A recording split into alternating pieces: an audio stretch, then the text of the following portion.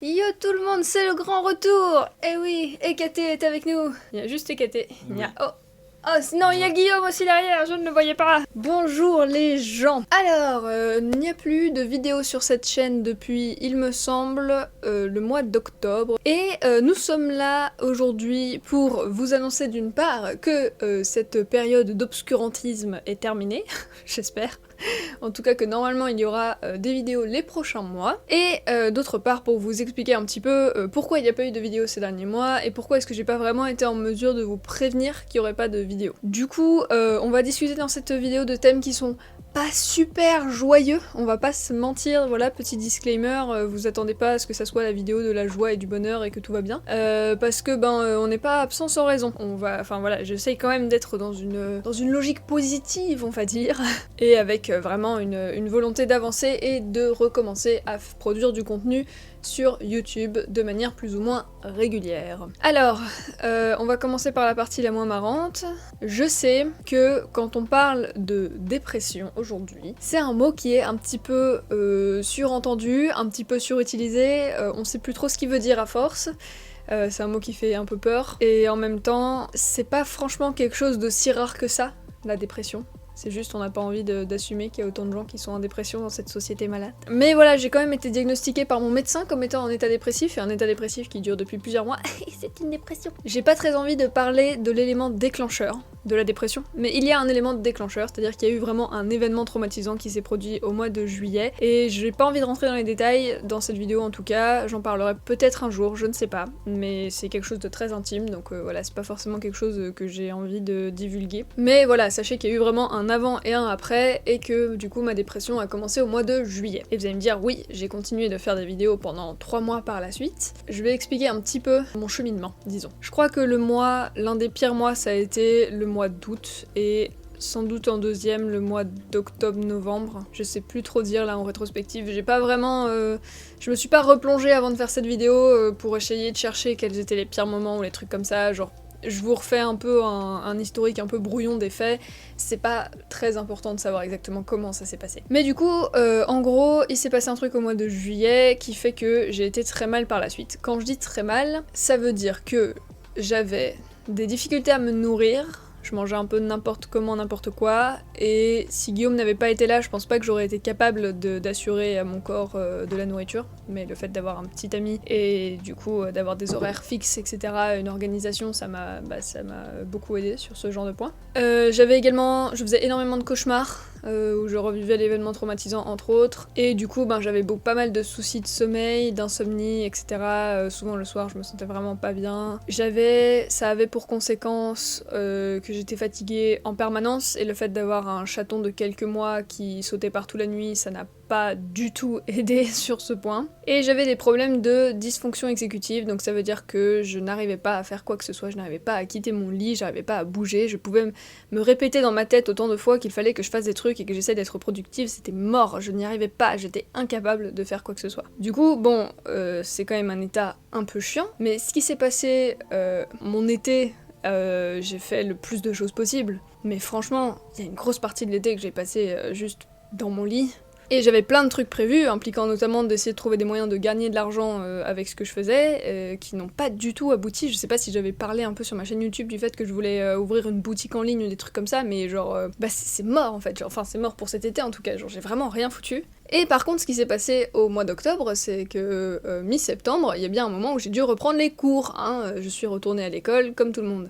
Et c'est là que l'enfer s'est aggravé, parce que j'étais censée avoir mes amis autour de moi, mais en fait c'était plus compliqué que ça. Je dis pas qu'ils ont pas été là pour moi, parce que clairement sans mes potes je sais pas comment j'aurais survécu, mais ça s'est pas passé comme je l'aurais aimé, disons. Et en même temps, il y avait des cours, plein de devoirs, j'en ai vraiment beaucoup plus par rapport à l'année dernière. Il y avait des jours où je devais me réveiller à 8h, et d'autres jours où je devais me réveiller à 10h, ce qui fait que quand on a un rythme de sommeil qui est très compliqué à tenir, c'est très compliqué de se réveiller pour assister à un cours à 8h, surtout quand j'avais des pertes de motivation énormes.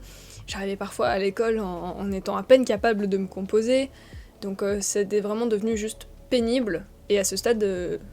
Je vais pas dire que j'envisageais sérieusement d'arrêter les cours, mais dans ma tête je me disais que j'allais jamais y arriver en fait. Dans ma tête je me disais c'est plus possible, je ne vais plus savoir suivre les cours. Je vais pas m'attarder très longtemps dessus, mais tout ça, ça avait évidemment des conséquences sur mon fonctionnement émotionnel, donc ça veut dire que j'étais en colère tout le temps, j'étais triste tout le temps, je pleurais énormément, je criais sur les gens, je criais sur EKT, genre vraiment je me reconnaissais plus quoi, je culpabilisais du coup derrière de pas aller bien et de pas être capable de me composer moi-même, et j'avais énormément de pensées suicidaires. Alors, quand je dis que j'ai des pensées suicidaires, il faut pas penser que je vais crever, là, maintenant, que je vais me donner la mort, ce n'est pas ce qui va se passer, ce n'est pas ce qui a failli se passer. Il y a quelques moments où j'aurais bien aimé appeler un truc d'urgence de suicide, mais où j'avais pas les numéros sur moi à ce moment-là, et même comme ça, vous voyez que j'ai survécu, même sans avoir l'assistance que j'aurais aimé avoir, donc tout va bien. J'ai des pensées suicidaires depuis que je suis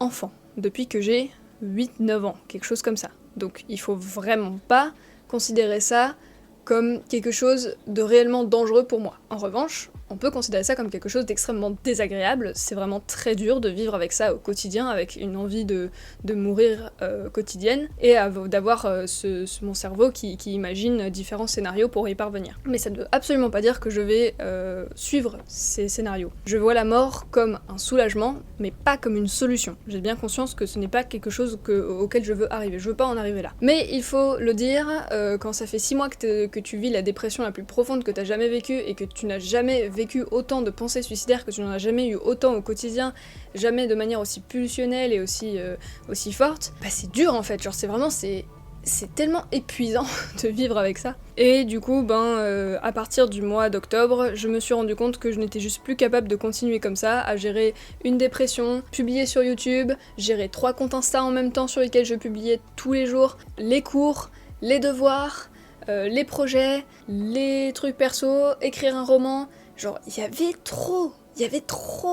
Et il y avait trop alors que j'arrivais déjà à rien faire. Et plus je voyais qu'il y avait de trucs à faire, plus j'étais paralysée.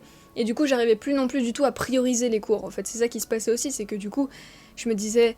Ok, il faudrait que je travaille pour les cours, mais je suis censée faire une vidéo YouTube par semaine. Il va falloir un moment que je la fasse aussi, la vidéo YouTube par semaine.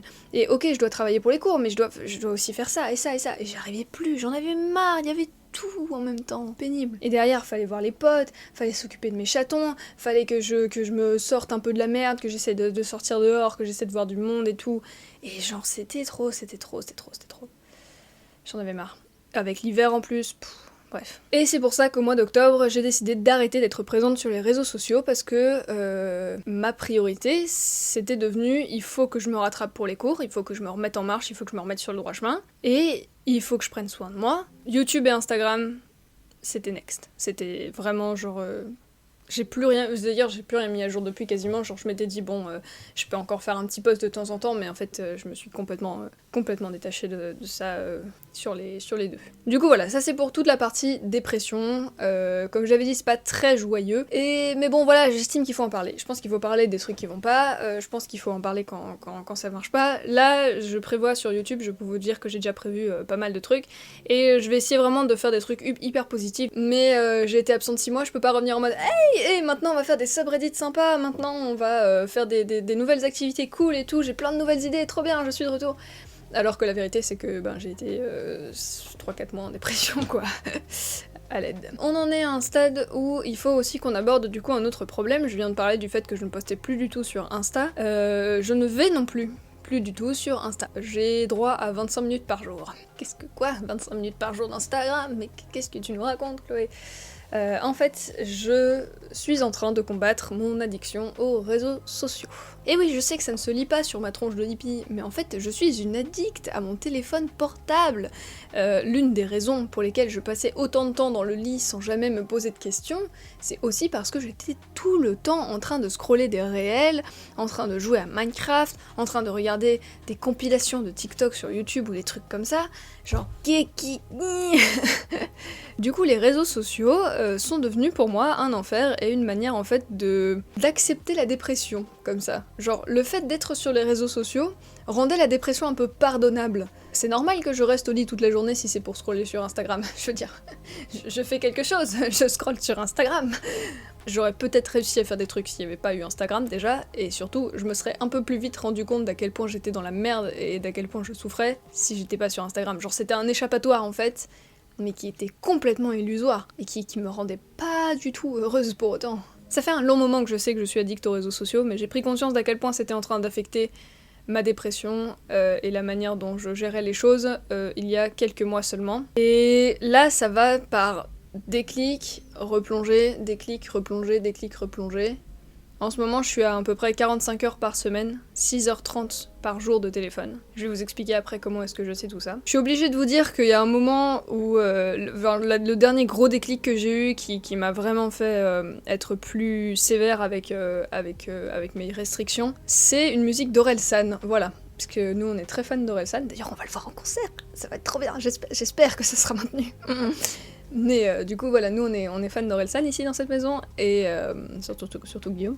Mais moi aussi, j'aime bien. Et quand j'ai entendu Seul avec du monde autour, où le refrain c'est « Adieu Twitter, Insta, Snap, dommage, je vais rater quelques mèmes ». Je regarde pas beaucoup de mèmes sur Internet. Mais c'est vraiment ça. Les réseaux, ça t'apporte une montagne de négatifs, et moi je pourrais dire, bah oui, mais sur Insta, je suis des gens que j'aime bien, je vois plein d'infos cool et tout, oui, mais je peux faire ma vie sans ça. Je peux faire ma vie sans ça, c'est pas du tout important. Des belles images de personnes dans mon esthétique avec des champignons partout, des belles robes qui dansent dans le vent, c'est beau, c'est cool, c'est chouette, mais qu'est-ce que ça m'apporte réellement? Je pourrais faire la même chose que ces meufs à la place. Je pourrais être dehors en train de courir dans le vent avec de belles robes.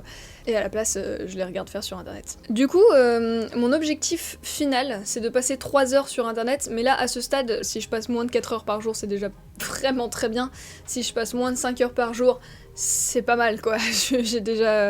Genre, comme je vous l'ai dit, ma moyenne est à 6h30 en ce moment. Mais du coup, ouais, mon objectif final, ça serait de passer moins de 3 heures par jour sur mon téléphone. Et je pense qu'il y a que de très très courtes périodes où j'ai réussi vraiment à tenir cet objectif. Après, ça arrive certains jours, tu vois, mais en moyenne, je passe 6h30 par jour. Et 45 heures par semaine. T'imagines, je passe plus de temps sur mon téléphone que je ne passe de temps à l'école, même que je passerais de temps au travail si j'en avais un. C'est grave quand même, c'est grave. Alors ce que j'ai, c'est que j'ai une application qui s'appelle Action Dash, et qui me permet, entre autres, de bloquer les applications pendant un certain temps. Donc là vous voyez qu'aujourd'hui j'ai déjà passé 1h33, il n'est que 10h du matin. C'est grave. Hier, on peut voir que j'ai passé 6h40, et la veille, 8h28. Vous voyez bien que ça ne marche pas encore très bien. Grosso modo, l'idée c'est que toutes les applications de mon téléphone ont une limite d'utilisation. Du coup, par exemple, j'ai le droit de passer maximum 2 heures par jour sur Minecraft, maximum 20 minutes sur TikTok, sur Insta, sur Facebook, sur Reddit. J'ai le droit d'utiliser autant que je veux des applis dont je me sers pour le travail ou pour les messageries, donc Discord, Messenger, Notion, tout ça, j'ai le droit d'utiliser autant que je veux. Les autres sont limités à 20 minutes. Mais vous voyez déjà que le problème, la spirale dans laquelle je me trouve, c'est que du coup, par rapport à avant, ça m'évite de passer les 6h30 de ma journée uniquement sur Instagram, mais ça m'évite pas forcément de passer les 6h30 parce que du coup je fais mes 25 minutes d'Instagram, et quand j'ai fini mes 25 minutes d'Instagram, je vais faire mes 25 minutes de TikTok, et quand j'ai fini mes 25 minutes de TikTok, je vais faire mes 25 minutes de Reddit, et blablabla. Du coup, bon, on n'y est pas encore du tout. Mais là, je suis déjà au stade où j'essaye de me faire respecter la limite, donc c'est-à-dire que j'essaie de ne pas me rajouter de minutes supplémentaires, parce que forcément, c'est moi qui suis la reine de ce téléphone. Donc si à un moment je vois une vidéo YouTube et que je vois qu'elle se coupe parce que j'ai atteint mes 1h30 maximum de YouTube, bah je me dis oh là là, mais je vais au moins finir cette vidéo là, allez je vais me rajouter 10 minutes, et puis oh allez je vais me rajouter 1 heure, et puis voilà. Donc là déjà je suis au stade où j'essaye de respecter les temps que je me suis mis un maximum, et c'est déjà pas simple. Alors imaginez, en ce moment, je me rends compte que je n'use pas mon temps sur toutes les applis dès le matin, ce qui est déjà pas mal, tu vois, genre il y a des moments où je me retrouvais à midi à ouvrir Insta. Ah non c'est vrai, c'est bloqué parce que j'ai déjà passé 25 minutes. J'ouvre TikTok. Ah non, c'est vrai, c'est bloqué parce que j'ai déjà passé mes 25 minutes. Ok, il reste. Où est-ce que je peux encore trouver des... Et là maintenant, je me rends compte que j'ouvre parfois les applis plus tard dans la journée. Je me dis, ah tiens, ce matin, j'ai fait que 12 minutes d'Instagram, donc ça va, je peux encore y aller. Donc, il y a une très nette amélioration. Mais, on en est encore très loin, quoi. En fait, là, ce qu'il va falloir que je commence à faire, c'est vraiment de me distraire, donc c'est-à-dire de vraiment poser mon téléphone à certains moments et me dire ok maintenant je fais autre chose, comme par exemple tourner une vidéo. Du coup comme je dis, là pour l'instant j'en suis là, donc mon téléphone me bloque les applis, il faut que je m'entraîne à plus respecter ça et à vraiment les utiliser moins, et là mon prochain objectif c'est vraiment d'arriver à poser mon téléphone, quitte à choper un livre tu vois, et à faire une activité, pas forcément me mettre à faire du sport ou un truc vraiment qui me demande beaucoup d'efforts, mais Et vraiment que mon temps ne soit plus gaspillé dans ce truc. Du coup voilà, si comme moi vous avez des problèmes d'addiction aux réseaux sociaux, bah, je vous conseille de faire un petit peu attention à votre consommation. En général on s'en rend pas compte. Enfin moi, avant d'avoir une appli sur mon téléphone qui calcule le temps que je passe dessus, j'aurais jamais pensé que c'était autant en fait. On s'ouvre les yeux quand on commence à se mettre des limitations. Du coup voilà, je vous conseille très chaudement de le faire.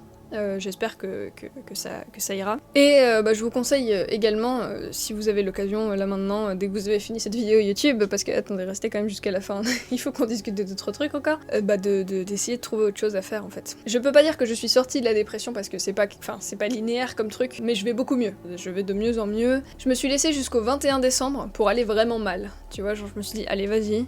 Laisse-toi couler jusqu'au solstice, jusqu'au jour le plus court de l'année, et après ça tu vas pouvoir tranquillement te relever. Et là on arrive à Imbolc et il y a déjà eu une très belle évolution depuis le solstice. Du coup non seulement je me suis laissée jusqu'au 21 décembre pour aller vraiment mal, mais en plus là maintenant je me laisse jusqu'au 21 juin pour aller vraiment mieux. Et ça, c'est ce qu'il y a de positif dans la vie. On va essayer de suivre les cycles de la nature, voulez-vous. Alors, voilà, moi j'ai fini un peu d'aborder les thématiques que je voulais aborder dans cette vidéo aussi. Du coup, comme je vous l'ai dit, la semaine prochaine, a priori, on va être sur des trucs plus chill. J'ai essayé dans mon programme d'alterner les thématiques plus sérieuses, pas forcément graves, mais un peu plus sérieuses, et les thématiques plus légères et des trucs où on s'amuse un peu plus. Sinon, ce qui risque aussi de se passer, c'est que là, cette semaine, je vais essayer de tourner un maximum de vidéos, mais du coup, elles sortiront pendant les prochains mois, sur chaque semaine. Du coup voilà, je vais essayer de faire un peu de mon mieux, mais vous étonnez pas si je change pas beaucoup de vêtements.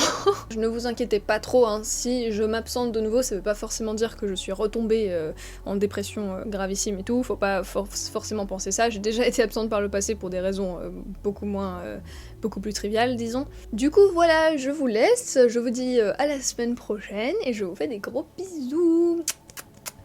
Bye bye tout le monde.